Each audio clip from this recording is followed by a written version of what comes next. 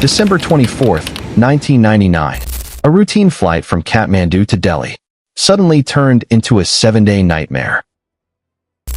Indian Airlines flight IC-814, 179 passengers, 11 crew members, and 5 armed hijackers.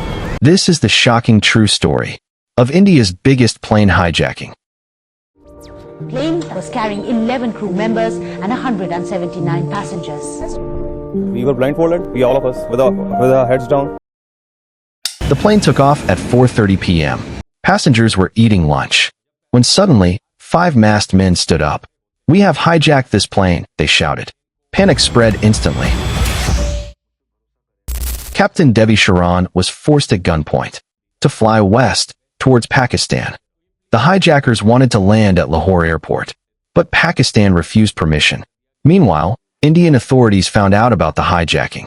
Shockingly, even the Prime Minister came to know an hour later. Running low on fuel, the captain convinced the hijackers to land at Amritsar airport for refueling. This was India's golden chance to regain control of the plane. But due to poor coordination, refueling was delayed. The hijackers grew furious. A passenger was stabbed. Indian officials planned to block the plane using a fuel tanker, but a miscommunication ruined the plan. The hijackers became suspicious and ordered an immediate takeoff. At 7:49 p.m., the plane was airborne again. Just minutes before Indian commandos arrived. With almost no fuel left, Captain Sharan warned the hijackers, "We'll crash if we don't land."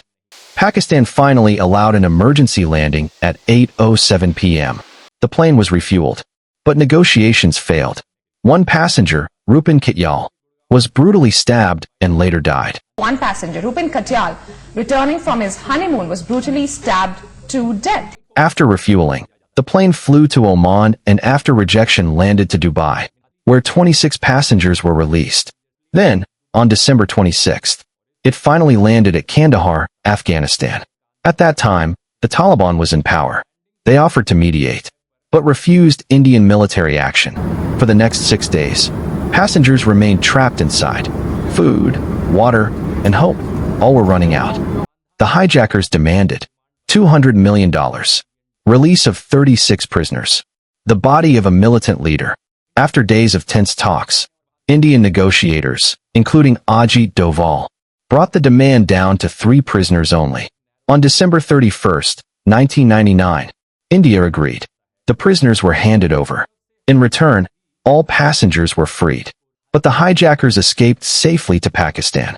The IC-814 hijacking shocked the entire nation. It exposed serious security lapses and worsened relations with Pakistan. In response, India tightened airport security and upgraded anti-hijacking laws. Since then, no major plane hijacking has happened in India.